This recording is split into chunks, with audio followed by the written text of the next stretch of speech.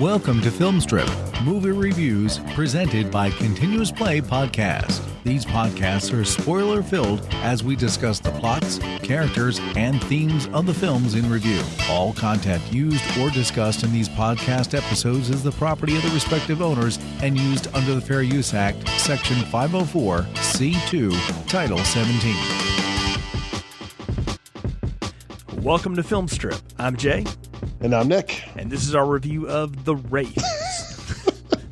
Starring Charlie Sheen, sort of, Nick Cassavetes, Sherry Lynn Finn, and Randy Quaid. Directed by Mike Marvin, released in 1986 on a budget of $2.7 million, grossed $3.5 million, though most of that is overseas, about $2 million of it's overseas, but was a big hit on home video and well-liked among people that saw it, but critics, of course, panned it and hated it. I have specific memories of seeing this on home video. I remember going to the theaters with my dad and seeing another Charlie Sheen film, Platoon, in the latter part of 1986. He and my brother and I went to that. He wanted us to see that together, and of course it was a great performance. And I think I knew Sheen from stuff like Red Dawn and a few other little things I'd seen him in here and there. You gotta like think about Charlie Sheen before like what he is now, and all of that, to think about when he was trying to be an actor and he was trying to be Tom Cruise and all that stuff.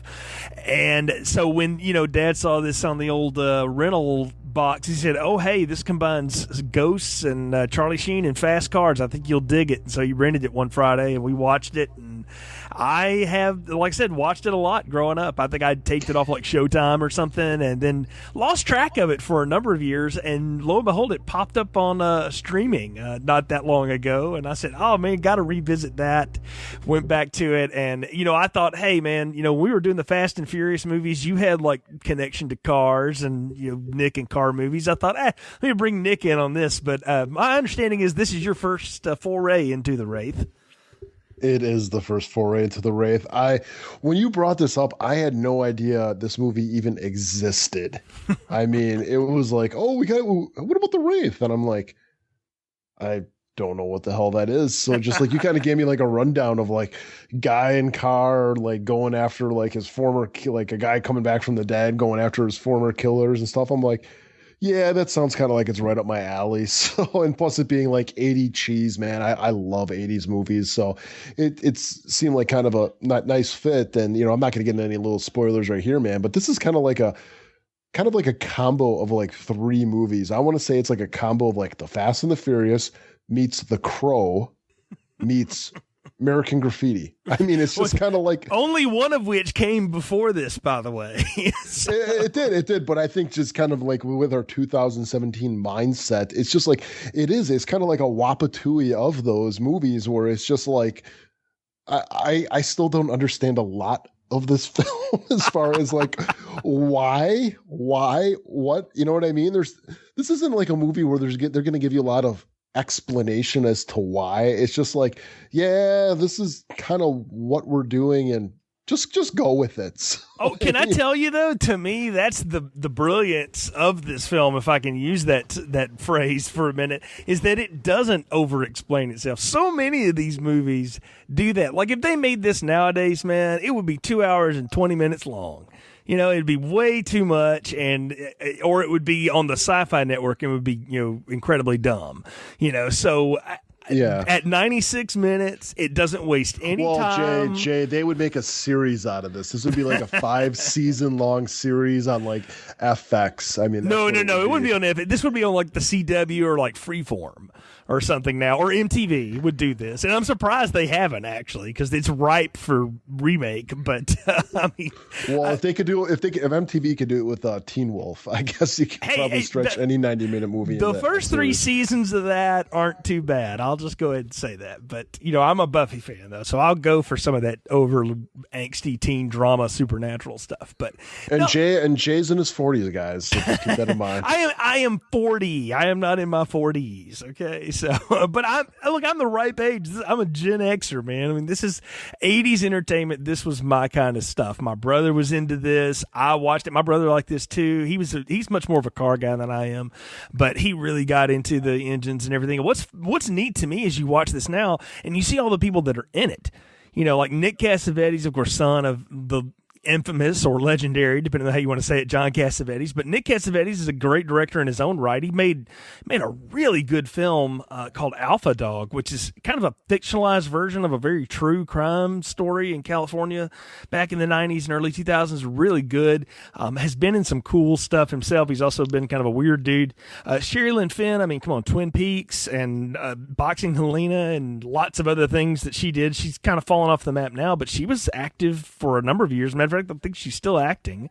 And then, of course, Sheen, which we all know the cartoon he's become, but he was a big get in the 80s and became even bigger in the 90s.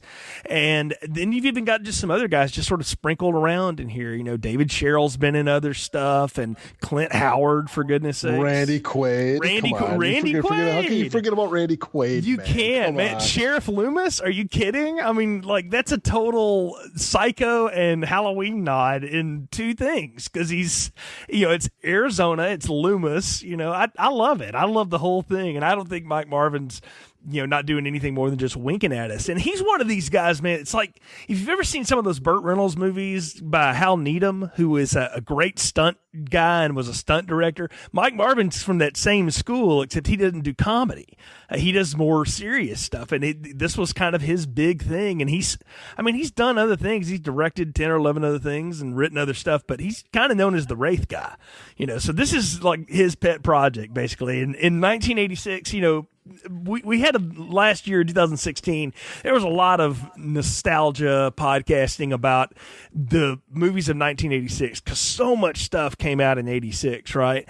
And then there's like everything else that came out in 1986. And I kind of put this in the same pile as that everything else stuff, like Iron Eagle and some of the not so well-known pieces, but the stuff that I've gravitated to through the years that I really dig. And I got to tell you, man, I mean, this is a dangerous road to go down with me, because when we've gone back and rewatched stuff that I dug in my childhood, it rarely ever holds up. So I was Jay, curious. I think, speaking of 1986, though, sorry to cut you off there.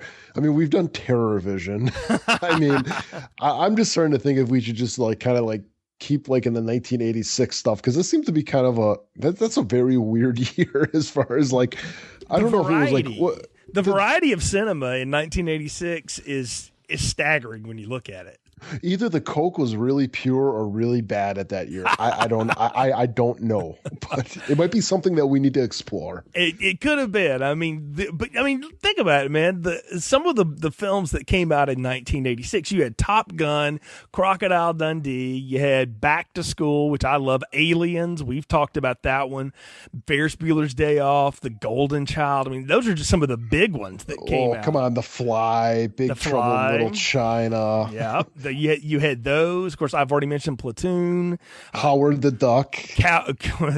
Color of Money came out that year. I happen to love the soundtrack to that. The Golden Child. Yes. So, I mean, even Highlander.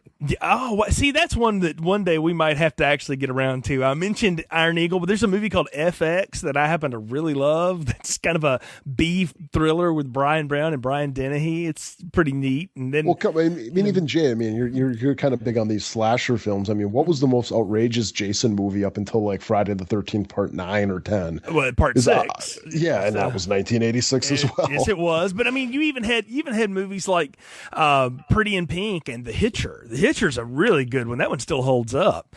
And Critters and Maximum Overdrive. Both of which we have reviewed. So you see what I mean? 1986 is something we've spent some time in. I don't know how we haven't done Stallone's Cobra yet, but that we're going to fix that sometime soon, because that needs to be talked about. But even movies like The Manhattan Project. I mean, there were a lot of movies about teenagers doing things without parental supervision.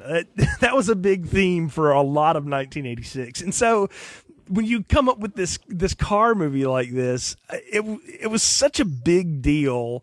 I remember, because I was 5 or 6 years from driving at that point, so it wasn't that big of a deal to me. But my brother, who's 5 years older than me, this is when he got into driving and learning how to drive and do stuff, and it was a big deal. The kids that had cars, and especially the ones that had sports cars, and I mean there was always something in the news about somebody drag racing, or the town we grew up in. There wasn't that much to do at that that time. And so people were all the time doing this stuff. So I think there's a reason this connected with youth in America for a little while. Oh, I definitely. I mean, I think that was kind of like the big 80s thing, though, was essentially was like parents just don't understand. To quote Will Smith, it was a lot of kids or teenager type stuff versus like the parents who are just kind of like just out there, the baby boomer parents or something, where it's just like, yeah, they're just kind of like the out with the old style and with the new, so to speak. Absolutely. I mean, yeah, there's a whole genre of movies about the latchkey kids or the teenagers that kind of do their own thing while the folks are off doing whatever they do. I mean, what the heck is Ferris Bueller about if not that? So lots of places you could go. But then you have this movie, and it combines two of my loves, which are cheesy 80s pop rock music. I love this stuff. It's got hair metal mixed with the synth pop rock of the day. I love the music here. I was totally getting into music at this time, so this is the stuff I was listening to. And horror films, a ghost, because I didn't know what the word wraith meant in 1986. I mean, my dad brought that home, and I was like, how do you even say that? He said that wraith. He said, I think it means ghost, and we actually looked it up in a dictionary, and it's like, oh, okay, so it's been a part of my vocabulary for the last 30 years now because I saw this movie. Otherwise, I would have no reason to use that word. I've never used it before, Jay. So I still don't even know what that word means, but I'll go with your terminology throughout the podcast. So I think vengeful spirit is probably the simplest thing we can go with here, and I think that will sum up a lot of what it is. But speaking of some, let me lay basically it's Patrick Swayze. Let me lay a plot summary out here, and then we'll talk about this Patrick Swayze-less 1986 film. So the desert highways of a nowhere town called Brooks, Arizona, are dominated by Packard Walsh and his gang of street racers who not only race and cheat to win, but threaten physical violence on all who stand to oppose them. Packard's real obsession, though, is the beautiful Carrie Johnson, who still reels from a violent attack that left her abandoned on a road with her boyfriend brutally murdered. In spite of the extra attention, Carrie doesn't reciprocate Packard's affections nor his advances, and her dead boyfriend's little brother, Billy, provides what protection he can when Packard goes too far. When the new guy, Jake, shows up riding a dirt bike, begins to flirt with Carrie, Packard's jealousy kicks into high gear. His stress levels even further elevated by the appearance of a mysterious black car which systematically challenges his racers and kills them one by one in fiery crashes. As Packard's grip on the race scene and Carrie begin to slip, so does his sanity until the whole gang is dispatched with, except for the Clint Howard rughead car mechanic. Packard grabs Carrie at the drive-up diner she works for and plans to leave town, and he finally reveals to her the awful truth of how he and the gang killed her boyfriend and left her on that road. The Wraith car shows up for a final showdown, which involves several police cars giving chase before Packard meets his end in a horrific crash. Jake reveals to Carrie that he is the reincarnation of her dead boyfriend, and now that his revenge is finished, the two of them can be together as it was meant to be. After he leaves his super special car with Billy, Jake and Carrie ride off into the starlight of the desert sky as some great 80s pop rolls, and so do the credits. So that's the summary of The Wraith, if you will, and I kind of took a cue from you there, Nick. I tried to write it from Packard's point of view. I would have done it from the car's point of view, but you were learning, Jay. You'll get there one day. It's only maybe the 400th one of those I've written in my podcasting career, but anyway. So right out of the gate, though, again, man, this movie wastes no time. I mean, you have the opening credits, which are, just sort of there, and there's blue lights and blue lettering on backgrounds, and you see these... You get this weird special effect. I totally forgot this is how the movie starts. You have like all these lights chasing down highways and they crash together and you see this mysterious car and then we go away from it. And what a weird way to start a movie. Yeah, that's one way to put it. Yeah, I mean, like I said, I really had no idea what to expect from this movie, just kind of based on what you were saying. But of course, we start off with like a magical light coming down from the heavens, and it transforms into this like really kind of 80s sports car looking thing. No, this is a totally unique thing. That Dodge built this for this production. They basically gave them $1 million. And it was a pace car, too. It was a pace car. They got together with PPG, the fabrics and glass company, the fabrication glass company, and Dodge, and with $1 million, they built this. And that's pretty much what happened. And I mean, they built this car, and this is what they came up with. Chrysler and everybody else was like, well, we'll just, kind of do it. They made like 2 stunt cars out of molds for it. And then they had the real one that ended up, like you said, doing some pace car work through the day. But the funny thing here is, and this is why I said it's sort of starring Charlie Sheen, is he's only in the human scenes. He's never in the suit. And you know that because at no time is his body type closely at all matched with the Wraith driver. The Wraith driver looks like a horse jockey, and Charlie Sheen's no big guy, but he's bigger than that. Well, I think they had to do it too because, if you know anything about like sports cars or, cars like this, they're not very roomy. No. So they don't want to have a guy who's, Charlie Sheen is a small guy. I mean, I guess I could say most guys are small, in these type of movies when I do some this comparison. Most Hollywood, but, yeah. Yeah. So that's me and you are, what 6'3", I think we'd be giants in Hollywood. Yeah. But unless, compared to The Rock or something like that. But anyways, it's just it was funny seeing this guy out there because it's just like, what the hell is this? I'm just it's totally inexplicable, right? He just appears, and you've got this guy wearing a helmet. And if people have not seen this, imagine Master Chief from Halo just spray painted with matte black paint. That's him. And then what he's got is like almost like the, have you ever seen like Neil Blomkamp's Elysium or whatever the hell that is with Matt Damon or Elysium. That is it. Sorry, stupid name. But he's got like that like framework on the outside, like these like almost like when people get into like a bad wreck or something like that, almost like a cage they put around them to help their bones heal. So it's like an exoskeleton. It's what he's got. Exactly. And that's what it is. And I'm just like, what the hell is this? And then all of a sudden we are transformed in like the 80s version of like American Graffiti, a movie I kind of name dropped a little bit ago, where it's just like, these hot rod cars and, going to the burger diner and stuff like that. I mean, it's just absolutely crazy. And I think like the first thing that we get is this guy, he's driving in his car. He's got a nice vehicle. He's driving with his girl and they're kind of like, spooning as they're driving. And all suddenly these cars are coming up behind them and they're kind of freaking out. They're like, what the hell? And all of a sudden they get up to a roadblock of more of these cars and they're challenging them to a mile race for pink slips. I mean, is that what's going on here? No, it's very 50s greaser type. And look, you got to understand, again, when I'm watching this movie as a kid, I had already seen Grease at this point and loved that whole aesthetic. So I got it like immediately. And when I saw this go down, I'm like, I totally get it. These guys stop them on the highway and say, okay, we're racing for pinks, and if you try to run away afterward, you're not going to want your girlfriend back when we're done with her. And you meet the gang immediately. I mean, you've got everybody there. And you talk about like standing out among the crowd. Nick Cassavetes is a really tall, lanky dude. And among all these Hollywood actors who are all 5'7" or so, I mean, he's head and shoulders above everybody. And he drives the super long Corvette. And everybody hooks up for this race. And then, they're going to drive. And what's funny is that this kid, who we know nothing else about the dude, that he's got a name in the credits, but you never hear it.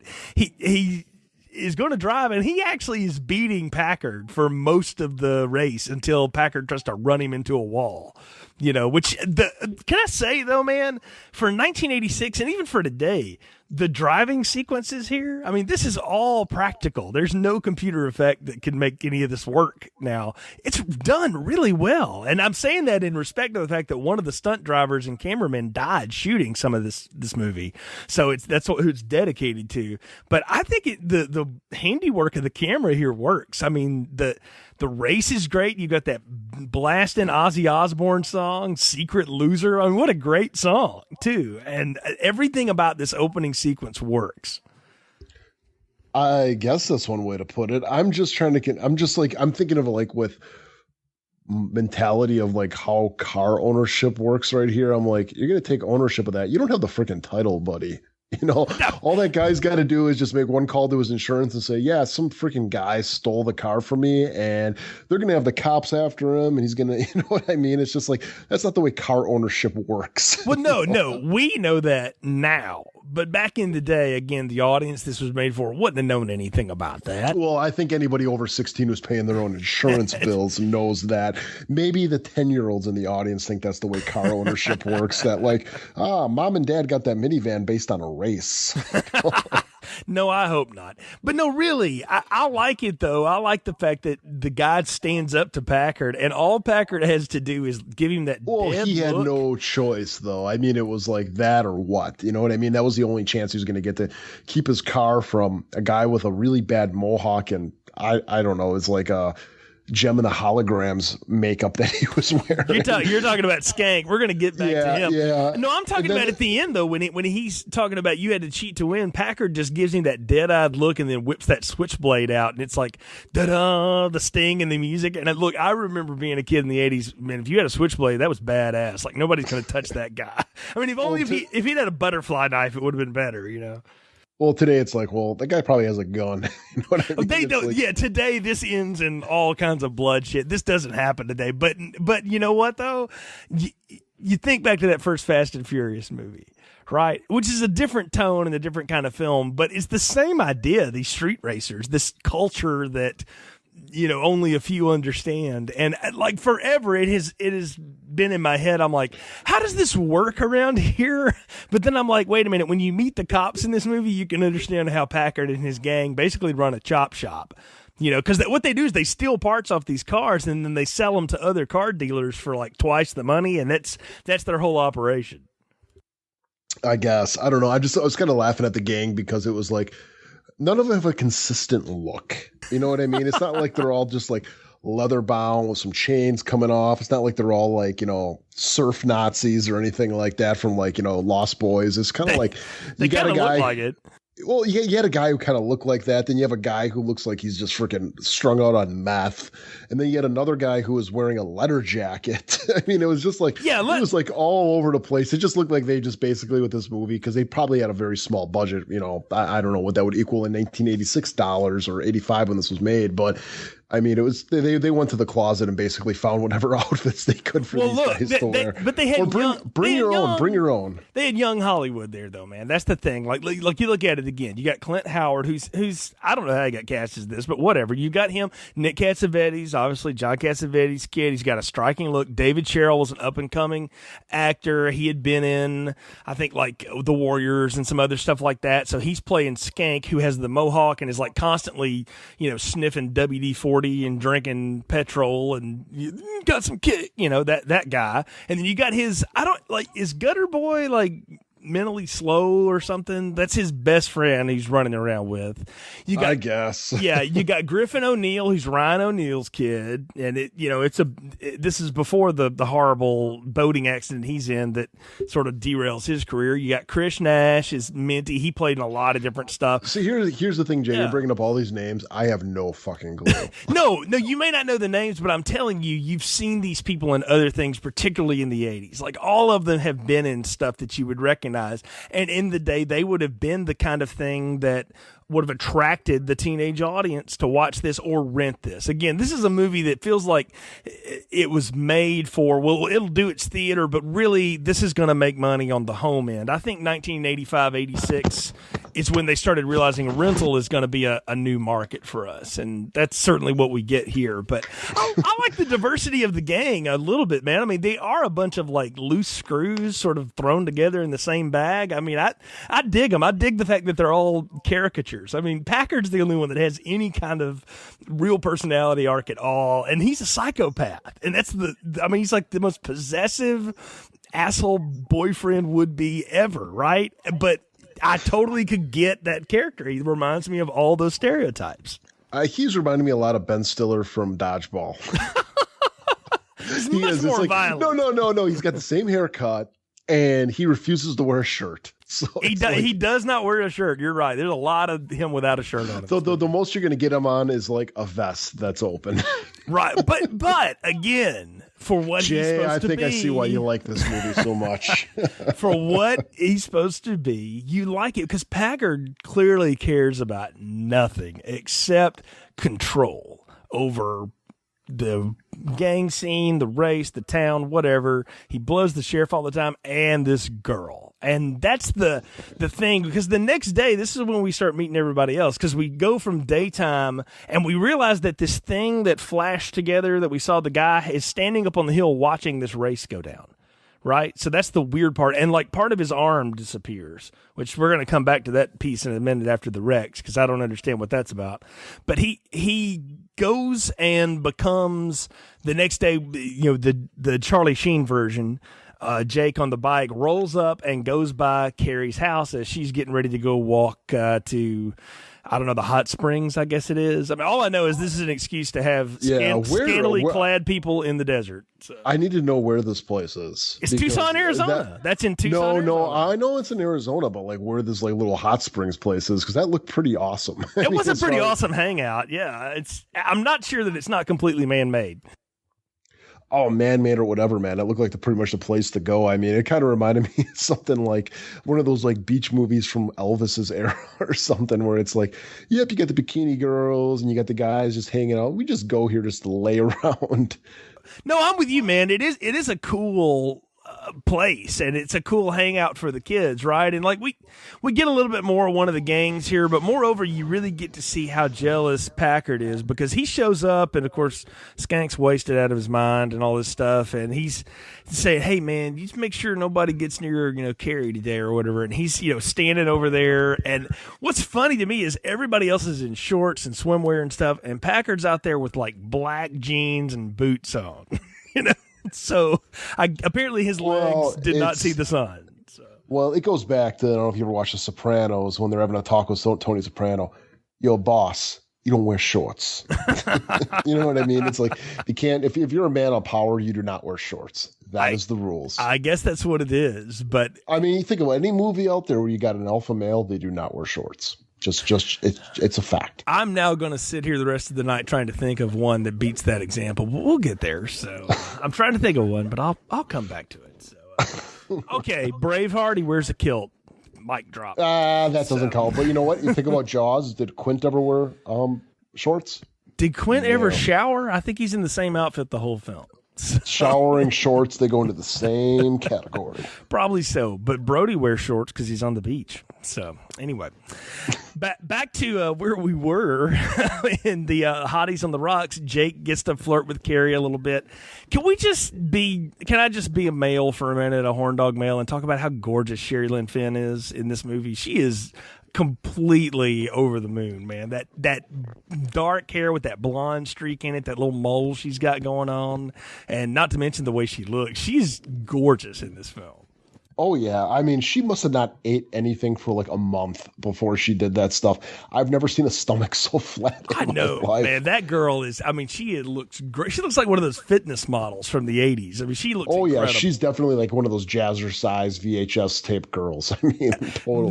No doubt. She looks amazing. But you know what? She's really sweet, too. That's the thing that, like, you get to learn about that character. And she is kind of two-dimensional. I mean, she really is there to look pretty and be arm candy. She's pretty three-dimensional in those beach scenes. Well, not what I meant exactly, but in terms of character, I mean, she really is damsel in distress most of the time, but she's very nice. Like, she's genuinely nice, and you watch this film enough, and I've seen it probably half a dozen times total in my life, and you watch the way that her and Charlie Sheen's Jake character sort of get on real quick together and really seem to hit it off. And looking at it this time, I'm like, I think somewhere internally she knows, I know this guy from somewhere. Like, she's connecting to him the way she did that old boyfriend. I guess. I mean, but then again, you got to realize though too, I think what they're kind of playing at is like, she's with like this ultimate asshole of a guy. Yes. And then you have a guy who just kind of comes up and he's real sweet to her and everything like that. Of course, she's going to be kind of, taken with him because pretty much every other guy probably in that town is like, looking the other way. I mean, he's like Joe Pesci in like Goodfellas, where it's like, if I even look at a guy, he's going to kill me and stuff like that. Or it's like, I think just a guy who's willing to like kind of chance it with her is kind of like attractive to her. That's how I was taking it at first. And that makes a ton of sense. We also get to meet Billy here, who we find out is Jamie's brother, the guy that she was with who got murdered. And he hits it off with Jake, too, kind of early on. And he really is there to dump exposition for us about who everybody is in town. He would be the guy in the John Hughes movie that gave you the tour around school to tell you who everybody was. And exactly. But my question, though, is like he brings up the fact that his brother Jamie is dead. And it's like, really, none of you guys have put two and two together here. You know, it's like he's dead of, and he even brings it up. He goes, no one knows who killed him. And it's like, really? You don't know who killed him? Well, again, it's the whole idea of we don't know, but we have our suspicions. I took it as that's what I wanted to ask you is how long ago did that happen? You know, it couldn't have been that long ago because none of these people have changed that much. 6 months max, because even the flashback scenes, I mean, it's like, you know, it doesn't look like she's a couple years younger or something. No, like yeah. that. She doesn't look that different. And that was the whole thing, too, is like when they were doing those flashback scenes, I don't know the guy they got to play Jamie because they are two different actors. You know, the guy who's playing Jake and, you know, Charlie Sheen, and then the guy who's playing Jamie. But even during those flashback scenes, I'm like, holy shit, because I didn't know the plot of this movie. And I'm thinking, I'm like, same guy, isn't it? That's Charlie Sheen. And I'm like, why are they not recognizing him? Well, they've already sold it to you, too, because when we meet him and he's hanging out on the rocks with Billy there, he's got his shirt off and you see these deep cuts and like scars in his back. And I'm like, if you're going to reincarnate yourself as a ghost being, why do you have to wear the scars of your death? Like that? Well, because he's got to wear those scars to get revenge, Jay. It's very poetic. But they don't disappear one at a time as he kills these 4 people. I mean, that's not how it goes. They didn't have the budget for it. They had the budget for one scar scene, and that was it. I mean, well, it is good makeup, and then it is. You're right. He doesn't have a shirt off anymore, so because that's just that one scene. But I don't know. It's really. It's so telegraphed and obvious. No, those scars went away later in the movie when they were in the water together.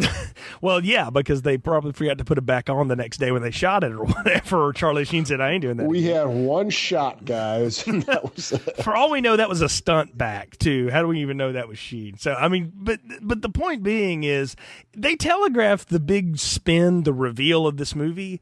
And I kind of appreciate this movie for that because a lesser film would stretch that out and try to make this a bigger secret for the audience. And what they do is they're like, look, nobody else here is smart enough to figure out, obviously, this is the dead boyfriend come back. We'll tell you how that works later. But they let the audience in on that early. And I like that. I like directors that appreciate the intelligence of the audience. Never mind what the rest of the cast of characters is going through. Maybe this is just part of grief for them, is that they haven't put it all together yet. I don't know. But they don't hide that from the audience. And I can appreciate this film for that. Sure. I got nothing else to say to that, Jay. Sure. Well, we get our first big race, though, because it's a day race, too. Like, that's the thing, is the first race is at night, but then the next time the Wraith challenges anybody, it's in the day. And we get Augie, who's Griffin O'Neill, and him go on this big race. And, man, can I tell you, the canyon roads that they're doing, it's a fantastic-looking scenery. I mean, I've only been to Arizona once, and I didn't go to Tucson, but what I saw of it looked exactly like this, and it's just beautifully shot. I mean, what a great looking scene, and I'm glad they decided to do it in the daytime and not at night. So many cheap productions would do this in the dark where they could hide everything, and in the daytime here, I mean, you get to see great close-ups of both cars, the drivers' faces, everything. It looks really cool. No, it does. It does. My question, though, is like, okay, they see this like badass car show up, and they're like, we got to race them. I mean, it's just like these guys have like, they're just asking to get caught with their whole like, you know, motive as far as like, or their whole business scheme here. It's like, yeah, we're going to go race this guy. And then they pull up and he's just like standing there waiting for him. And it's like, is this how it really happens? Where it's just like, he knew about them and like, we're going to race. I mean, it was just like, there was no like conversation or anything. It was just like, yep, we're going to race. I took it as everybody knew that Packard and his gang had their ways, and the cops even knew, they just couldn't ever catch him to bust them or whatever. So I think Jamie would have known this too. And the fact that he shows up wanting to race these things, look, he attracts them with the one thing he's got, the freakiest craziest looking car they've ever seen. I mean, Rughead Clint Howard says it best. Hey, let's just add it to the collection first. We'll figure out what it is later.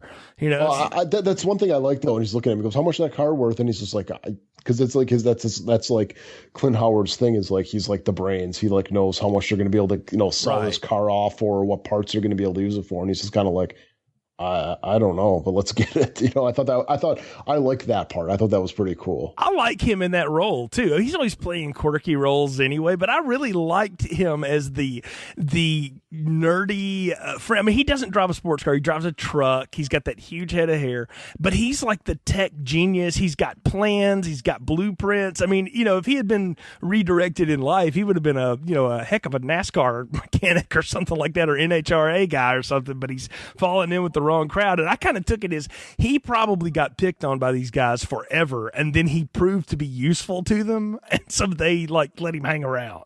But I mean, Packard even has like tons of respect for him. Like he's hanging out with him and high fives him a bunch. Like I think he genuinely likes him, and so that's what's funny about it is you have this nerdy guy who doesn't fit with the rest of the group at all. You talk about the one that sticks out; he really sticks out. But the race is awesome though, and what's really great is when the Wraith decides he's done with it and just hits the afterburner or whatever and is just gone, and then next thing you know, he's turned around sideways on the highway, and what a fantastic crash. I mean, not only the crash on the highway, but the Dodge going down the hill and through the canyon and exploding and blowing up. I mean, it's a good like 10-second scene where another movie would have just done a quick crash and then it was over. Yeah, it's neat. I like the fact too that it's like during the first race, it's like, well, where's the cops? And it's like, it's nice that they actually got the cops involved in this one. Yeah. And the thing that's so cool is like kind of like you brought up is like they're racing and they're both kind of taking the lead. And then when you see that the Wraith is kind of like, okay, I've toyed with him enough, and he just fucking takes off. And it's just like, just flies down the road out of sight. And it's just like, eventually when, what's his name, Augie or whatever, finally catches up to him, then of course, he's completely taking up the whole road because he's sideways, and then boom, that crash. I mean, it's pretty cool. And I think what one of the cooler aspects of this movie is that when they find the body of this guy, they even say like, he's not burned up. He should be a freaking, burnt up Pop-Tart at this part, but he's not. His body is actually intact. It's only his eyes that are burned out. Yeah, it's like he's totally naked. It's like they pulled him out of a hot tub, they say, and he's just like, it's really eerie and weird. And my wife had never seen this either, so when I watched it last, I watched it with her, and she was like, "What's the deal with the eyes?" And I looked at her and I said, "I don't know. They never explain it." And that's one of the cool things again about this movie is it doesn't feel the need to explain itself at everything. It's just, this is how it kills people. And I like that though. It adds a real weird element. I love that one deputy too, like, something ain't right. And I'm like, no shit, Sherlock. And Randy Quaid, man, can we talk about him for a minute as the sheriff here? This is, man, I don't know what they did to tell him to come and do this, why they got him for this, because he's, at no time would I ever believe him as a small town sheriff at all, but he plays the role really well. He's a perfect Buford T. Justice style. See, people, obviously put Randy Quaid into the Uncle Eddie persuasion here, but you got to remember, I mean, like back in like the late 70s, early 80s, mid 80s, he was a good actor. I mean, he had a lot of roles. I want to say he won an Oscar too, didn't he? No, he didn't win an Oscar. No. Oh, I thought he won it for the one with Jack Nicholson. No. No. Randy Quaid never won an Oscar. So I don't know. I might have to look that one up on you, Jay. But I thought he was something. Yeah. You know what? Hold on a minute. I will correct myself. You're right. He won an Academy Award. Holy smokes. I had no idea. For something called The Last Detail. He was nominated. Yes. The one with Jack Nicholson. The one I just brought up. He didn't win. He was nominated. But you're right. Yeah. He did was nominated for that. That's interesting. I guess it's kind of like Brad Dourif. If you only know him for Chucky and you've never seen any of the serious stuff he's in, you're kind of missing part of the oeuvre. Yeah, he was, back in the 80s and stuff like that, he was a serious actor. I mean, he was a guy that was, even stuff like of Mice and Men. I mean, he got serious big roles. I think it was just until the 90s when he started doing his Independence Day and kind of really went off the deep end. But, well, and then he also started running from the law and the drugs and all kinds of random stuff. Can I tell you, as someone who was paying attention to movies at this time, for years I got him and Tom Sizemore confused with each other, and Michael Madsen. They kind of all look the same in a certain era. They're all kind of big barrel chested dudes. Now you can tell them apart, but there's an era of them where they could have played each other. Oh, yeah. I mean, yeah, this kind of like you would expect them to be kind of an Hollywood actor, but they are kind of like your schlubby guys, so to speak. Well, again, from the 70s, like there's a lot of 70 actors that got started in the 70s that they're not what you would consider Hollywood leading men, but they made careers out of it because they were good performers. And what I'm saying here is I like the Loomis character in the fact that he's in hot pursuit of these people, and he's trying to catch them, but he's just a step behind every time. But he's intent on it. Like, he really wants to bust Packard Walsh like bad. Oh, yeah, definitely. I mean, the whole thing, I don't think he's a step behind Packard because the whole time he's just like, I'm just going to get the warrant on you and stuff like that. Like, he knows that guy's up to no good as far as what kind of shenanigans he's pulling and stuff like that. But also, he's not dumb in, like, knowing that, like, something's not right here. I mean, this is something that's beyond our understanding as far as, like, these guys showing up that are in fiery gigantic car wrecks and they're intact and unburned and stuff like that. I mean, we'll talk about it later when he kind of puts two and two together. But yeah, I mean, I liked him in this role. I've always been a Randy Quaid fan, so I'm just going to put it out there. Well, I mean, what's neat here too is we get more stuff with Packard and just how insane he really is, especially with Carrie. I mean, he does that whole pull the switchblade down his palm and bleed, and we're blood lovers and all this shit. And she's just like, you are out of your skull, friend.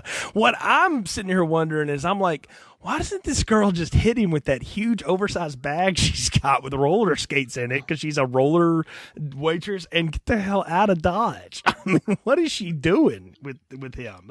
That's the thing I have never understood, and that became a point of my high school career too, is like, why are you with that guy? And so I'm asking you to explain it to me. Why would she just not completely leave that situation altogether? I think you could say that about any woman that's in an abusive relationship. I think she's just freaking scared out of her mind. And one thing I'm going to bring up too, there is no parents in this movie at all. No. I always took it when she's going back home, she's going back to her parents, and I'm like, where's the father? You know what I mean? It's like, I took it as these people weren't in high school anymore. I took them that they were like out of high school and maybe community college kids or something. I don't know. None of them. They don't talk about high school. They don't go to school. They don't act like they're in school. They act like they're just kind of 18 plus and just sort of living life. I guess. I don't know. But then she's working at a burger joint. I mean, yeah, she probably makes decent tips wearing that outfit, but it's like not enough to be able to, afford your own apartment. So she's got to be with her parents. Well, I don't know how much she makes on the side or whatever. That other girl's probably making more though, or maybe making less because she's wearing a lot less clothing. But anyway, the other waitress who is unnamed in the film. But no. The bra budget on this movie was zero. Yeah, seriously, I think she had one, and that was about it. But you see his control. We get the second race now because, well, actually, before the second race, though, we got to talk about this. They're all at their like gang hideout, right? And they're just hanging around and doing whatever. And the driver shows up and like shoots the hell out of the place. Like he goes in with a shotgun, shoots their cars all up, blows up a bunch of hoods, points the gun at Packard, and then like walks out the door. And I'm like, why did he just blow them all away? What was that all about? Intimidation, I guess. He's kind of, playing with his food before he eats it. I don't know. That was kind of my thing. I'm like, just blow the guy's freaking head off and be done with it. But I think the whole thing was, I think he was tying his revenge into getting Carrie to fall in love with his new look, so well, that's a good point. And they do a thing there where like the screen on his helmet goes away for a second, and it's the actor that played Jamie, and then it comes back, and you get it from like Packard's point of view, and he's like, who the hell is that? Hold on a second. And then you see Rughead, and he's the one that puts it together, because later on he'll say, I knew that was Jamie Hankins who came back to kill us all, or whatever. And I don't know, maybe it is just a complete psychological game he's trying to play with him. But actually what I like about it here, and I'm not trying to root for the bad guy, but I like that Packard just stands there like, go ahead, pull the trigger, and it's not phased at all.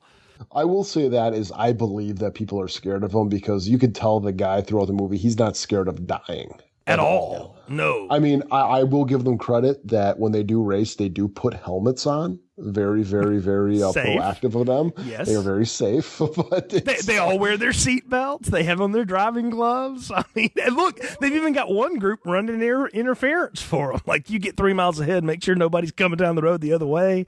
I mean, like they're an organized gang. So of car thieves. They may not care about the laws, but they care about safety. They don't care about traffic laws, and ownership or insurance transfer, but they are okay with the safety. They understand the injuries to heads. I can also tell you too that because most of these race scenes are daytime shots, that I think they realize there's no way we're going to be able to hide our stunt guys' helmets, and there's no way the stunt guys are driving without the helmets. So we've got to have the characters put on the helmets. I don't think that's not the reason they did that. You're probably right, but I'm thinking that it's like, hey, PSA. Wear a helmet if you're going to race. It was the 80s, and it was an after-school special time of life, so you're right. It could have been. Well, they could have put this movie in between, like, teen pregnancy and teen drug use. It's like racing. Well, I mean, look, we do have a lot of sex in this. We understand that you children are going to race, but we want to make sure that you guys are protected. That is classic. But we get our second day race here. This time Minty, who's got the letter jacket guy, if you're trying to keep up. And it's the same kind of thing, same kind of high-speed race, ends the same way with this huge fiery crash. And then, you remember that, I told you before, like there's the part of that exoskeleton brace thing that you were talking about that disappears off the Wraith? It shows up like twisted and mangled in these wrecks, and then it just glows and it goes away. And I'm asking you what you think that is. I have a theory about it, but I want you to tell me what you think it is. Well, because there's going to be, Geico is going to show up and do their insurance check. They want to make sure that there's no evidence left behind of who was in the other car. So he's got to make sure that any type of evidence or any type of, stuff left behind that could show that this is an outer space angel coming back to wreak revenge on the people that killed him is gone. So that's how I'm taking it. I don't know this for a fact, but I think if I'm counting it right, the Wraith takes out 5 people. Or 4 people in this whole thing. He takes out Augie, Minty, Gutter Boy, and Skank, and then Packard. So it is 5, my bad. And I think what you see are 5 different pieces of his exoskeleton disappear. It's like he has to give up part of his armor or whatever every time he does one of these, and he's only got so many. So those are like the regenerative parts of this. I don't know. Again, they don't explain it. There's nothing I've ever read that explains it. It's left open to interpretation. It's one of those weird things in this movie that could be anything, but I kind of think of it as it's one of those things that he has to lose something every time he wants to do this. So you're taking it that for him to become completely human again and be able to take Carrie out into the sunset is that he has to basically destroy the Wraith within him, and the only way to do it is by killing each of the people that have killed him. Well, I think too it's those scars on his back again, like each one of them represent one of the people he's going to kill, and it's just one more check mark off the list. I don't know. I would have found it more interesting though if like the more and more he did this, the less and less powerful he became. That would be interesting, yeah. And like, by the last time, it's really just like his normal human self, and therefore he couldn't just do the suicide bomb against him. He had to like beat him or, kill him man to man, as opposed to just crashing into him and killing himself and then regenerating. But you could also think it as like a cat's 9 lives. Like maybe he's only got so many regenerations in him, because he says something at the very end when he gets out of the suit and he shakes it off in front of Carrie, and it's all of a sudden Charlie Sheen. He's like, I don't think I can do that again. It's like I think that's the one scene Charlie Sheen's probably in the suit when they're doing that metamorphosis, and I'm like, maybe it takes something out of him to be able to do that every time. Could be. Yeah. Anyway, it's one of those weird things again, but you get the second, and now everybody is like on pins and needles and freaked out. So Loomis brings them all in. This is my favorite part of the Loomis character, when he calls them all in, and he just continually insults them in this. Well, you can see the office is probably like 88 degrees. It's hot as hell. Packard's over there smoking a cigarette. Everybody else is freaking out, and he's doing this little cutout of paper dolls so he can cut the heads off of them and put them in front of them to intimidate them. It's one of the best police intimidation scenes I've seen in a teen flick. Yeah, it's pretty good. I mean, how much brain eradicator does it take to get you guys to realize what you're doing? And somebody's out here, somebody out there using his car to kill people, and I'm going to bring the son of a bitch in and all this stuff. And what, again, is, like you said, Packard isn't afraid of anything, and it's definitely not afraid of dying. And he's the one that's sitting there going like, all he did was bust the speed limit, so write me a damn ticket and let me go, because this is a waste of time. And I'm like, what else are you got to go do? Make out with that blonde on the beanbag again? Which was where they pulled him off of? I don't know. But it's a good scene for Loomis to get here, because this is where you get Packard telling Skank and Gutter Boy, if you see that kid on the bike with Carrie, you better let me know. And sure enough, they find them together that night, because Jake goes by and picks her up at the diner, the Burger Boy, and they're going for a ride. No, she's not wearing a helmet, by the way. I want to say, for all the safety, neither Jake nor her have a helmet on riding that dirt bike through the streets of Tucson. Yeah, in public service announcement, you might be the safest person on a bike. Doesn't mean everybody else around you safe. This is true. Kids. Yeah, look, Gary Busey will attest to this as well. So, but I love how they give the chase in the car, and the Gutter Boy is so like freaked out by this whole situation that he fires the shotgun through the floor and blows the power steering out of that Barracuda, causing it to wreck. No, I know my stuff about cars, but I didn't think the power steering is actually going to be kind of on the floor on the passenger side. But I guess in this guy's, this was a Cuda? It's a Barracuda. Yep. Not like a 69 Cuda. This has got to be like a later model Cuda. Yeah, definitely was. I mean, I got it where it looked like he shot the center shaft and probably blew the transmission. I think that's what they were going for, but where the shotgun blast was, it's like, no, that just hit the floor. Yeah. That just hit the floor. But okay, we get it to him. Yeah, they're chasing after him, and they're going through all the side streets and everything like that. A lot of graffiti in Tucson, but they and that's not surprising. I'm like, man, this looks like a freaking LA or like New York in the 80s or something. Yeah, but no minorities, you notice. Like, there's not a single one in the whole town. Well, yeah. It was the 1980s. It's what they did. It's the 80s. It's only white kids that exist in these areas, I guess. There are some minority kids in some of these films, but not this one. You're right. So, but not in this one. What's great is that they have this wreck, and all Skank can think to do is take a hit off some brake fluid. Is that what he was drinking? Was brake fluid? That was brake fluid that time. One time he hits up some windshield washer, and then it's some antifreeze, and he gets some WD-40, and then that was some brake fluid right there. Okay, I mean, if you want to play it safe, kids, this is my whole podcast, is like, you don't have to do like brake clean or anything like that. Just go buy like a cheap bottle of Fleischmann's. It's going to be cheaper, and it's going to be a little bit safer. So I mean, just with a damn Sharpie, if you're that hard up. I mean, come on, this is yeah, or even like freaking like air in a can. I mean, well, let's not have anybody huff here. I mean, but really, I mean, that's what this kid's doing. And what's so weird is like he can still complete sentences, which is amazing. That he's done all that mush to himself. So, oh God, his teeth, man, were awful. Oh yeah, he was a meth addict. You're right about that. So it's pretty bad. But what I like here is that Packard is like, you know what? Bump this place. I think I'm done, And so he's getting ready to head out of town. He tells Rughead bye. He tells Skank and Gutter Boy bye. And he's going to go pick up Carrie and get the hell out of here because he's done. And all he tells them is like, I'll see you guys around. Like, he's done. He's cleaning out. He's had enough, which is interesting because Packard would not be the guy I think would run. But maybe he's like, this, I don't really do this supernatural shit. I think I'm just going to go away. And leaving the rest of his folks there because, Rughead tells them all, man, the Wraith is coming after us. You have one of the kids use the word, which is hilarious.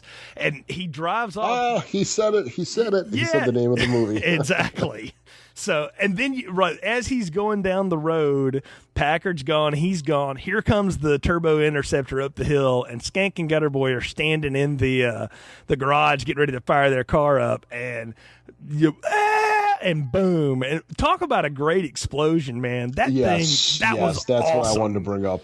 That explosion was good. I mean, they blew up a building for it. I mean, yeah, they probably put together some little cheap exoskeleton of like a shed or something like that, but they blew that fucker up, and that was a cool explosion. That was really cool. I'll tell you the one it always reminded me of when the house blows up at the very end of Critters, when they blow the farmhouse up. It's the same looking effect.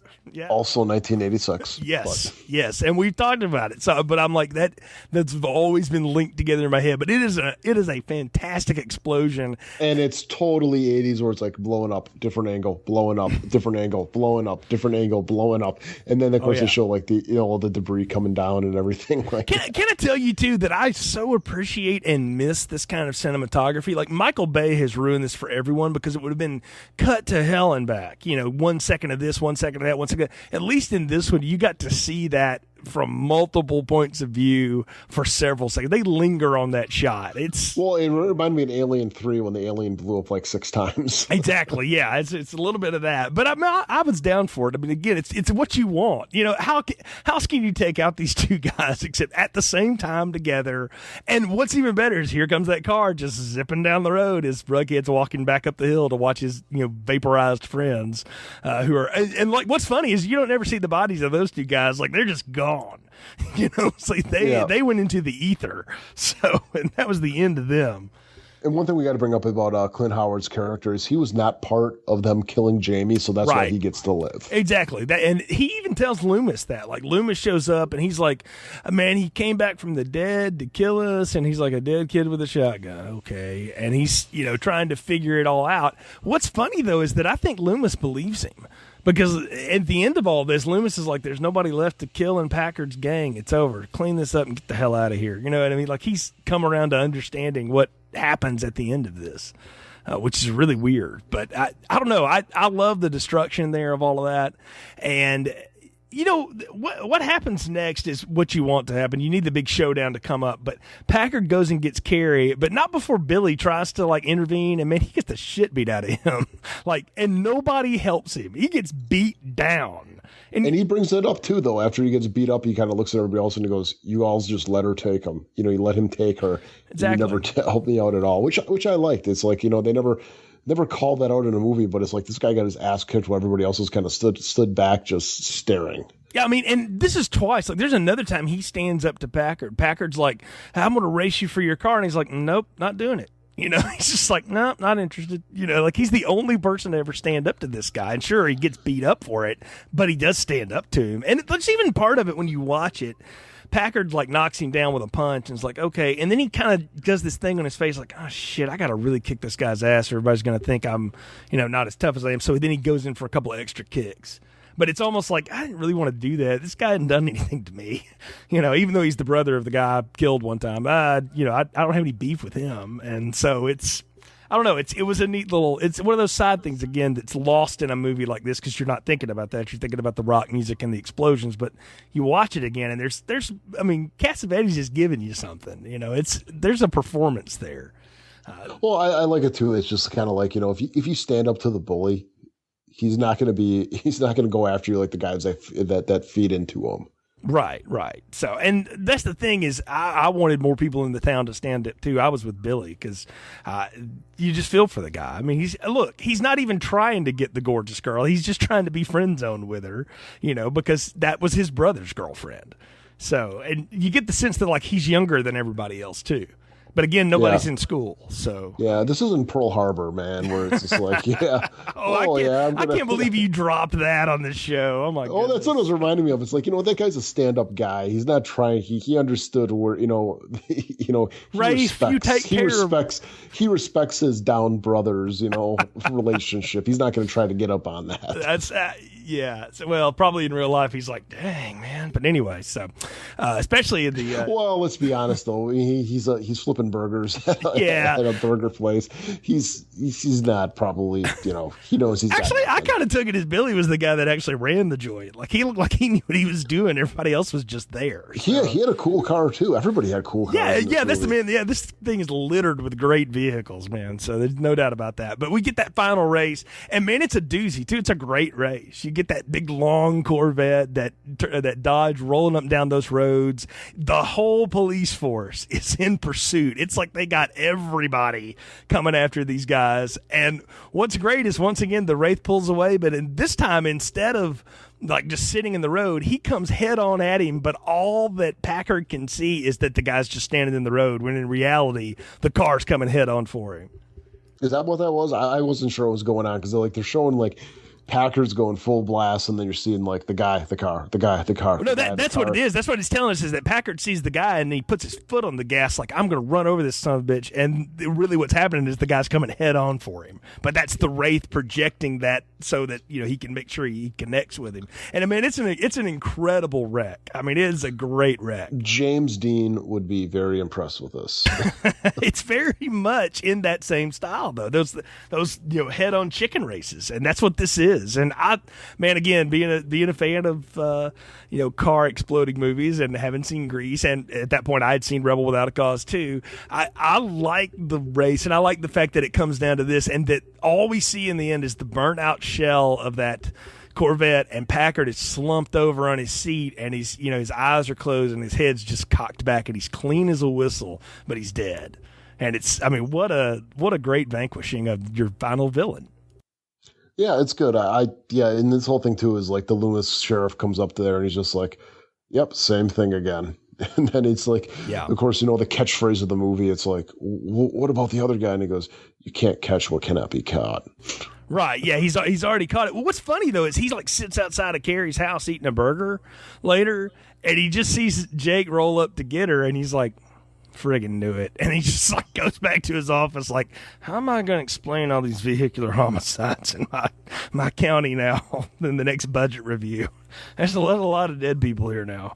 So, but yeah, he sort of falls out of the movie there. But we get Jake's final business. I got to tell you, man, I liked the scene with him and Billy where he goes back to the burger place. Billy's sweeping up, and of course he's ready for somebody to come back and get him, and he's all beat up, and Jake's like, man, it looks like you had a heavy day, and he just leaves him the car, and he's like, hey, man, take good care of it for me. I got to go, but good seeing you. And he's like, who are you, bro? And he's like, you said it. And I love that whole scene, like where he realizes, holy crap, that was my reincarnated brother. And he's upset because he's gone again. But then on the other hand, he's like, oh, wow, far out, man, with the cool. And I'm sitting there thinking, okay, these cops are after this guy with this one car. There's only one of them ever made, and now you have it.